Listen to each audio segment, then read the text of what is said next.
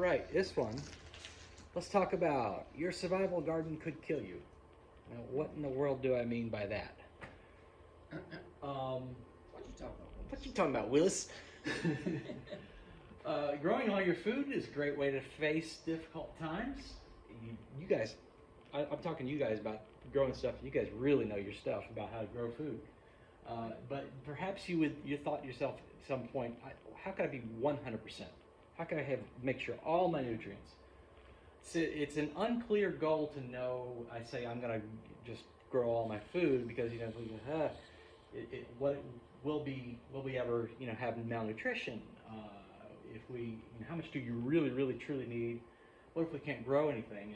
And how do you preserve it if we don't have refrigerators and canning equipment? And the reason that's important, if you have neighbors that you want to help, if they were not prepared, all they have is their refrigerator, and maybe they have a few canning jars, but maybe they don't.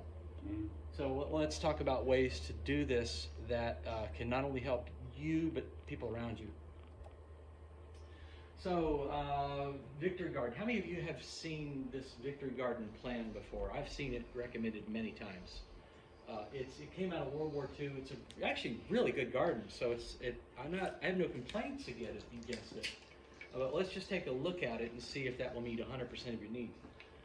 So you have things like onions, lettuce, beets, collards. So I listed them out here: onions, lettuce, spinach, beets, collards, parsley, mixed herbs, broccoli, cabbage, endives, parsnips, rutabagas, tomatoes, carrots, beans, turnips, Swiss chard. So man does not live by salad alone. That's going to make a great salad, but you're just going to start to suffer because you're lacking carbs, protein, essential fatty acids, essential amino acids, and sodium. So that will kill you right there if that's all you had. Now, if this all they had, I'm sure they would figure it out. They would go out and hunt squirrels, and they would go out and fish. They would figure it out. But I wanted to know how I know that I can meet 100% and not work too much, because you can either not give yourself enough, or you can work your fingers to the bone and you're just like exhausted from trying to do too much. So how do we do just enough? So we're going to talk about going to 100%, and it's tailored for your lifestyle. Also, not just for you, but for your neighbors as well. So we're getting things like the essential amino acids, fatty acids, vitamin, fiber, all that. So I use this tool to do a nutritional analysis. It's not hard to use. I'm going to walk through. I'm going to show you what I did. You do a search for yams or rabbit meat or whatever. You put it in there, and it gives you a full calories, and it gives you lots of micronutrients. Just breaks it down really good. I put in the foods that I knew how I could grow. Hey, Jim. I put in the foods that I knew how I could grow, such as sweet potatoes, squash, acorns. I could collect them. I could raise bees and ducks. I could hunt for squirrels, things like that. So this is not necessarily a prescription for you. This is my own analysis, and I'm going to walk you through how I worked it out for myself. And you can analyze the foods that you are comfortable growing. So this tool uses the USDA's recommendations. I don't trust the USDA.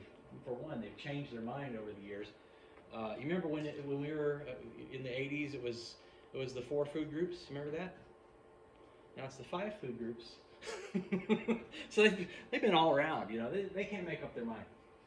The government is a poor source for dietary information. However, you've got to start somewhere. And so if you know that you need more of something such as like vitamin D, well, all you do is just look at the percent that they recommend and then multiply it by 5 or whatever So I'm aiming for 500% vitamin D or whatever, So you just look at their recommendations and you adjust it for yourself. Now this is only a baseline. It's not supposed to be like your absolute authority. You can add on to it, you can play with it, but it's just like, this is the minimum that I need. Beware of food fatigue. It is a real problem beyond about a few weeks of eating the same thing. You will start to get tired of it. So anything that you can get outside of this is wonderful. but this will at least get you started. You know, it's like a baseline. There's a a story I like to tell. If Charisse were here, she'd laugh about the lemon dare cookies. We used to have these cookies were on sale, and we got a whole bunch of them. We're like, yeah, man, they're really good. We started eating them, and after a while, we were like wanting to vomit. It was too much, and that's food fatigue. You're not meant to constantly eat the same thing. So we're going to get to, the goal is to get 100% of whatever daily value, not too much and not too little. So some of them, like vitamin A, for certain conditions, if you're a smoker, vitamin A can be poisonous. Too much vitamin A, period, can be poisonous. But and the goal is at least 2,500 calories. When you're, if the grid goes down, you're going to be doing a lot of manual labor, so at least 2,500 calories. More is better. So just, you don't count calories. You count more is better. You don't count negative. You don't try to keep it too low. You try to always keep it up.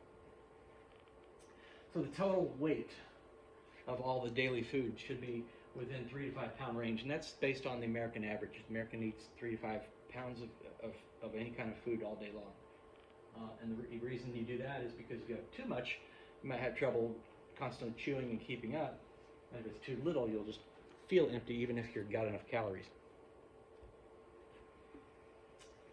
All right, so the other thing you want to do is not kill yourself. You want to choose what you know how to comfortably raise, or if you have no experience, like we have no experience with ducks, but I feel very comfortable, like if we needed to, we could start raising ducks.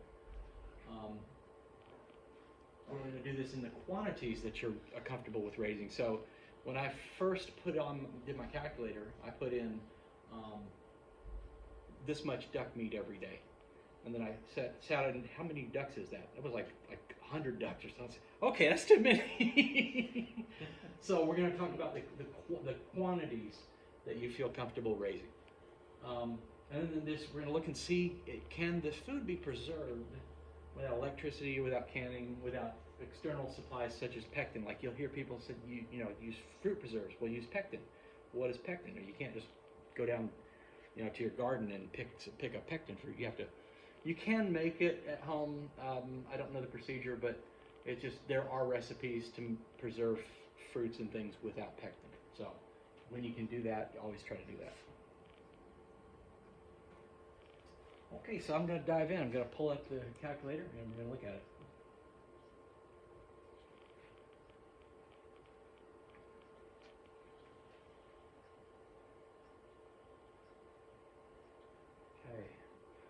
So the first thing I need to do is log in. Is this mine? Oh, that is mine. I'm going to first log in. Oh, I am logged in. Okay. So you're going to create an account. It's a free website. It's like, I think it's supported by ads or here's a contribution. So it's a free website. And we want to go up to recipes.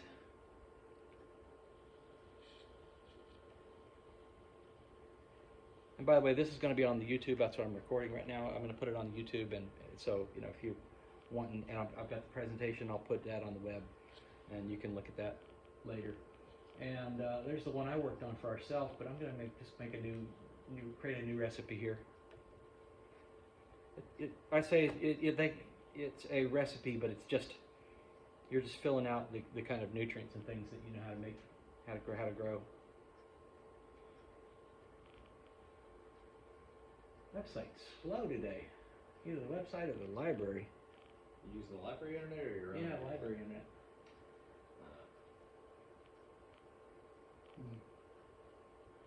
I can switch to mine, but that would be that'd be a hassle. Wow. Oh, it's still spinning. Nice. So slow. That's the longest I've ever seen a website load.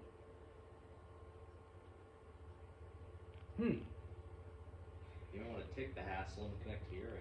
So while I'm waiting on that, what are some things that you you know how to grow, Jim? What are some foods that you know how to grow?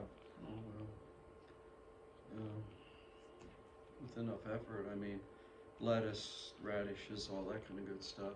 Okay. Any above ground greens. Of course, peppers, tomatoes. Latest endeavor is those Everglades. Oh yeah, tomatoes. those are good. Um, That should be grow really well. have not had good luck with blueberries or fruit trees at this point. I'll try again. Okay. But there's one thing that I'm shocked. I planted pear trees years ago, and last year I've got maybe 3 pears in 5 years. Mm. But then this year, I think because of the crazed weather, they pre-bloom Mm-hmm. to test the There you weather, go. and then when they lost them, I have no blooms. I Mm. don't believe on 2 trees, but persimmons go crazy here. Oh yeah, okay. You like persimmons? What kind of persimmons you have?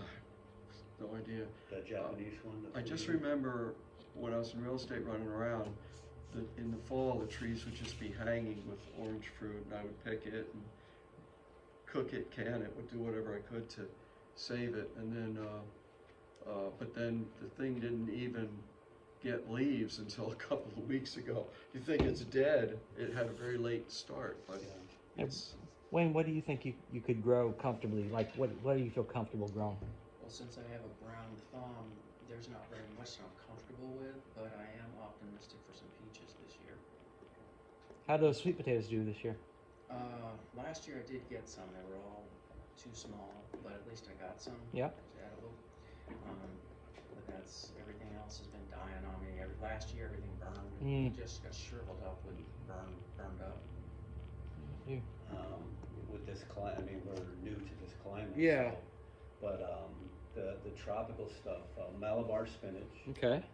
which is a perennial, and it'll just grow forever. Yeah, that's easy. Moringa trees. Oh yeah, that's also easy. Even though we're struggling to keep those going, but they say once you get it to 1 inch diameter in Florida, it will come back from Yeah. the trunk. Yeah. Okay. Otherwise, it dies down to the roots. Right. Sweet potatoes, Sweet potatoes. and I don't know if people know this, but the grains are actually more valuable than the root itself. Mm-hmm. Better than spinach, tastier, more iron, more minerals. Yeah, than- I put that in my recipe for sure. You do any Seminole pumpkins? I have the seeds, but they didn't get in the ground. We're going back to Massachusetts again. All right. Well, when you can, put those in, and they give them a lot of room because they love to spread. Oh, yeah. But yeah, they are very good. yeah. So, okay, so let's pick some of these things out here. We got lettuce. What kind of lettuce? I can't Romaine? remember. Romaine is, if you can get it to grow, it's probably the best. Just the loose leaf. Iceberg. Yeah, that's probably. Where is the, why is the search Brain's being- gone. Come on. Oh, So you guys do again? the cold weather stuff like starting in This is getting, pre-winter? Haven't yet, but I want to now. I finally put shade cloth on last year. This is so Looking to maybe ridiculous. have some grow this year for the first time, and then I'd love to do something in the winter too. there we go. Wow, Recommendation? we're having problems here. Just that it seems like Florida, the timing is so important.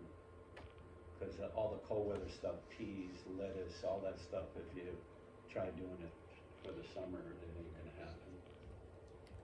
So we're gonna do peaches. And we're gonna do,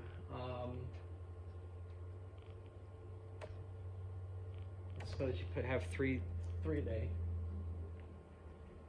I put a bunch of lettuce, make a big salad, and sweet taters. Let's go with those 3.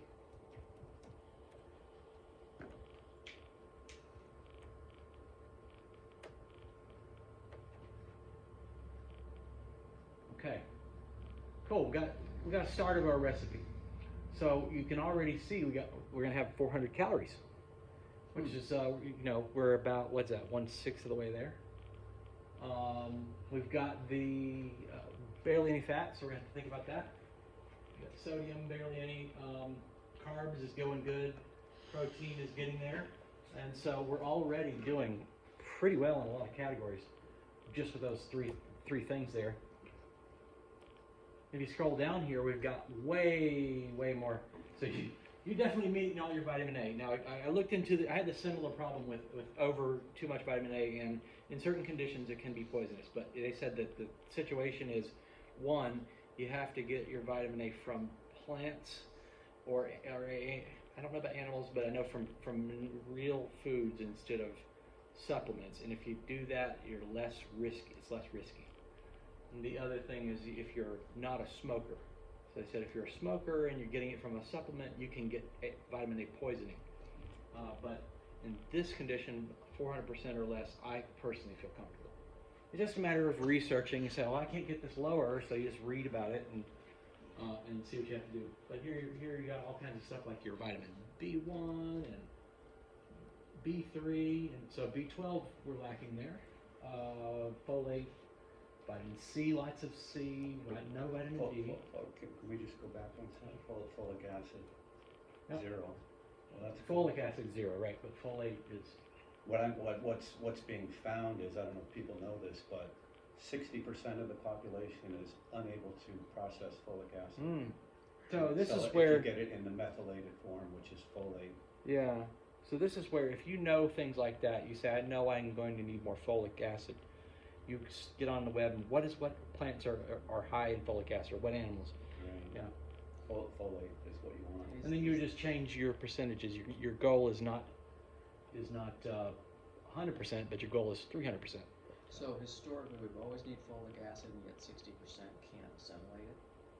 60% of the American population cannot. Is that due to our metabolize it. lifestyle and recent years It's of a diet? it's a long story, but it's a genetic mutation.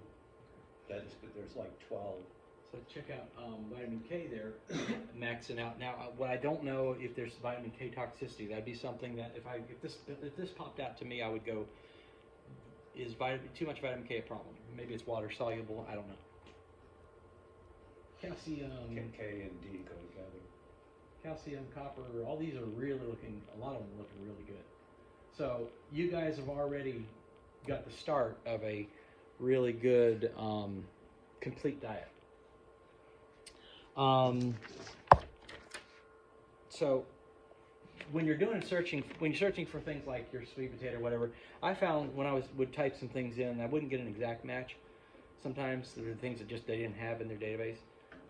You can make a manual ingredient. You can manually add it, but the other way to do it is just look for something similar. So like I couldn't remember but usually if there's one thing, you can find something close enough that. Would this system, could you put moringa leaves in there and see what Try it. pops up? Yeah, but I don't know. Moringa is kind of in its own thing because it's like a multivitamin in a leaf. It's like everything, amino acids. Yeah. I'm just curious if Oh, they it would probably got it. I remember seeing. I think I looked into this. This website is so slow today. Okay, moringa. No, not drumstick. What are you doing? What are Well, you some doing? people wait. call it the drumstick. Oh, do they tree. call it drumstick? Yeah. Okay, well, drumstick leaves. That makes sense. Drumstick leaves.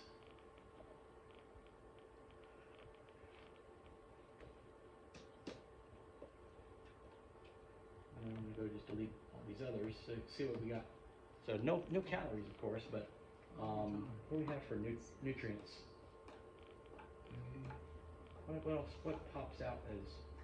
Okay, I guess you need a lot of that to fill these out.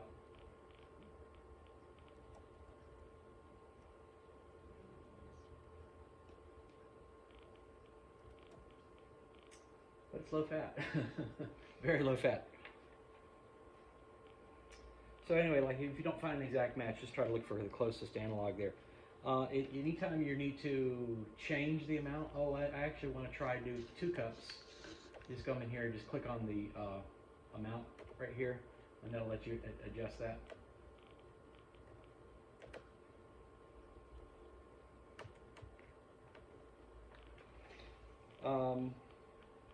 And then while you're working on this, try to remember to hit the save button often, which is where? Where's the save button? Where's the save button? Probably somewhere up top. Yeah, right there, save to your recipes. Yeah, okay. You can give it a name there. Where's the name? That's up probably, you gotta click the word name. Nope. Somewhere there's a way to change the name. Oh, look at there. See, that one's even got a pie chart. Hmm. So it's a very nice piece of software. Wonder if you go back to recipes and then change the name. Yeah. Okay. Cancel that. Okay. Then while you're working on this, you want to watch, keep an eye on your total weight, which is where total weight right here. Weight of ingredients. It's in grams, so you're going to use a gram to ounce calculator to know what your goal weight is. That's where you're trying to get between 3 and 5 pounds. Because, like I said, too little and you feel starving. Even if you're not too much, you'll have trouble keeping up.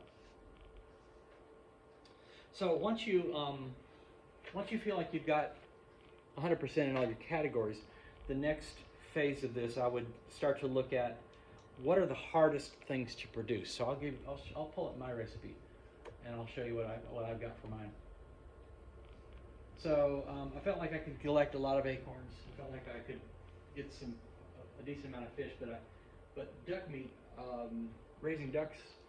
You know, like I said, first time I did this through, it came out to be just hundreds of ducks. I said, okay, that's not feasible. So I had to, in order to do that, what I did was I calculated, okay, so this is how much I want to do every day, 0.5 ounces. And then I went into Google, how many pounds of meat per Muscovy duck? And then, divide the number of ounces into that, and it gives me how many ducks I need. And then just multiply that by the year, and that's how many in a year. So I said, oh, okay, that's just way too many. So I backed this number down, which of course changes all the percentages. Had to go back and then, find where I could increase the things that I'm more comfortable growing. And so in the end, I felt like I could make, have 1 egg a day, catch a small fish, a cup of beans, some pumpkin. I could raise bees for honey. That was fun. We had bees. So one thing I had problems with was getting calcium. I couldn't, like, how do I get more calcium? I found out you can take eggs and grind them and put them in the oven and dehydrate the eggs and make eggshell powder and mix that in with other ingredients. So it is another way to get your vitamin C. And then I had the similar problem with vitamin E. I was coming up short on that. And so I found out that the leaves of the pumpkin are also edible, just like the spinach. The leaves of a pumpkin are also edible. And I'll put a link to a Martha Stewart article where she talks about cooking potato leaves. And then I also have a couple of articles on how to preserve them, with a dehydrator, how to dehydrate them. So another really good win, by the way, if you're trying to do this for yourself, fish broth. You can take the bones and the carcass and cook and get a lot more nutrients that way. It really adds up and gives you more sodium. And then another really easy win, if you're growing any cassava, that's also really easy grow here. Especially in this climate. Yes, it loves cassava. So the leaves of a cassava are also edible. Myra's a cassava expert. Yeah, okay. All right, so now for any nutrient down here, if you go down and you click on any of these guys right here, you should get a table if it's going to load. Oh, analyze nutritional composition. Oh no, that's just a more info. Where did I find the analyze button? There we go. Okay, so the nutritional composition per ingredient. So it's going to give me a little table as soon as it loads. And this table is going to show the item, and it's going to show each in a column, and it's just really another way to look at it, but it's very handy because you can use that to think through. See, the weight there, you got how many it gives you, et cetera, et cetera. So it's another way to look at it. There's your nutrients there. Now, if you're trying to do this for yourself and you're still coming up short, I'm still not able to get 100% to a lot of categories. There are a few resources that I love. One would be eattheweeds.com, Eat the Weeds. He has a book that he sells. It's like $15. It's got a table of wild edibles that you can find in Florida that are real common. That it tells you it has this nutrient, it has this nutrient, it has this nutrient. So he's got a great little chart that it's worth that alone is worth the price of the book. But he's an expert that lives not far from here. He does nature walks in Gainesville, and so he'll show you that's an edible, and this is let's try this, and so What's the guy's name again? Green Dean, and he does cover, for people watching on YouTube, he does cover other states than Florida, but he is Florida centric. So if you know of a wild edibles expert in your area, that'd be a better choice. Another one, really good one, you guys probably all know David Goodman. In his books, he's got a lot of books and they're cheap, like $5 a piece. In his books, he's got lists of plants that are easy to grow in Florida and how to do them, and try this and do these procedures to grow these plants, and you can put that into your calculator here, and you can add those things in there. Then another option is you might maybe even leverage ChatGPT, the new AI tools there. You can ask about it. So then once you have your list of your things, I had to remove quite a few things from my list because I realized there's no good way to preserve them without with a dehydrator. Some of them, there's just no good way. I did find out you can dehydrate eggs. There's a trick to it, but you can do it. So you can get eggs and just use it. And the reason I say a dehydrator, if you have neighbors who are unprepared, if they can use window screens to properly set up, you can do a solar dehydrator, so you can help your neighbors as well. Did you do smoking as well? I didn't put smoking in there. That is a good way. That is a good way. I could do that with the meat. That's a good way to do it. So like I said earlier about pectin, if you have a jam recipe, make sure you don't require pectin, or you know how to make it, because pectin can be required for jams, but it's not. There are recipes where you can do it without pectin. And so what I did while I was working on this, I kept reducing my numbers down until I just barely met my needs, because I just wanted a baseline. I wanted to know what's the minimum I need, and then anything beyond that is just bonus. And then you multiply your total by 365 for total pounds per person per year. You divide your pounds, if you're trying to do ounces, of course, you divide by 16. And then I added a 25% buffer.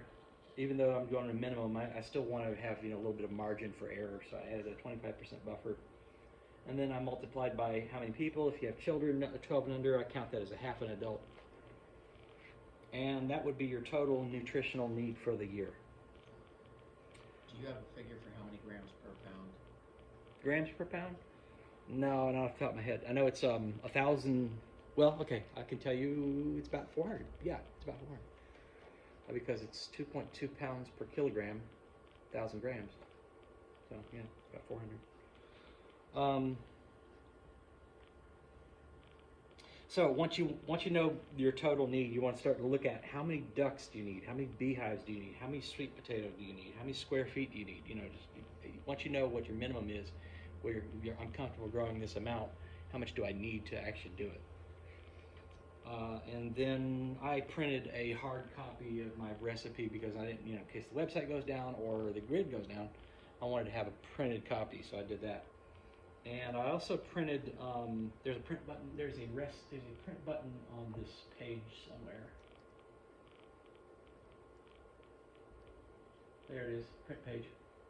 And look at the little spreadsheet even, they thought of everything.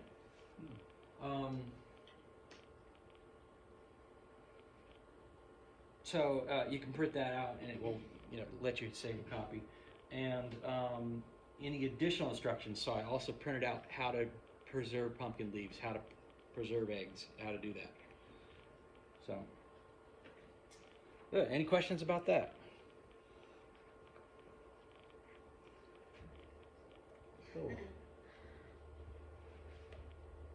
What's the site? The site, nutritionvalue.org, and I'll put this in the presentation. We're gonna put it on the Facebook. Okay. And also, if you aren't in Facebook, just hit me up by text. I'll Yeah, I send have to you. a Facebook, I don't use it a lot, but. Okay. And then I put a bunch of resources, like here's your grams to pound calculators. This is our garden right here. You can look at what we did. There's the, Scrubland Farms. You guys know about them. Sam. Maggie's. Have you been to Maggie's yet? No, not Go. yet. Do go. They are amazing. Yeah, They are really good. They're at Sam's level or better. They're just yeah, really we like good. Sam, we Yeah. just saw him at the thing in Gainesville. Yeah. Or what's that big event there at the, not Arboretum? It's Kanapaha. spring. Yeah, he was there anyway. All right, then one other good resource would be Dave Canterbury. He's got the how to trap and animals and whatever. By the way, if that website ever goes away, I put an alternative that does pretty much the same thing. It's a different company, different everything, but it pretty much does the same thing. And then I put links to like dehydrating eggs, how to build a solar dehydrator, pumpkin leaves, spinach, acorn flour, beans. So.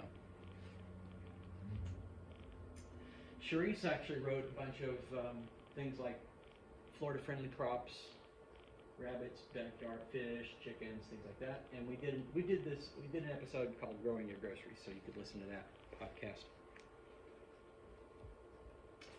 Well, that's it. Anybody have any other questions?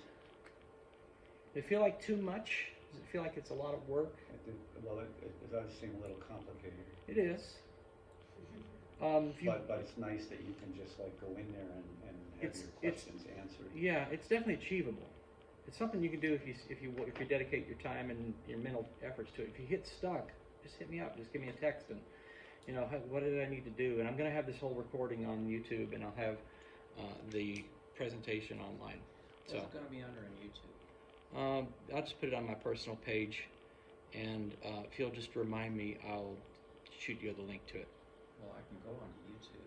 Yeah, just call on my YouTube page. What is your YouTube page again? Can you remind What me? is my YouTube page?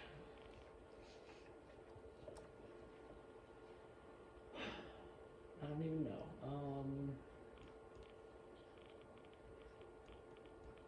Because I don't really monetize or bother much with it. I just stick things up there as I need them.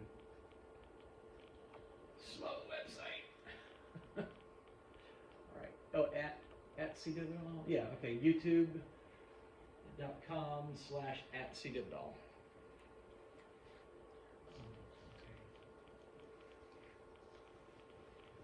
And I'll put it up there. And I'll put the link to the presentation so you can follow along with the links and everything like that.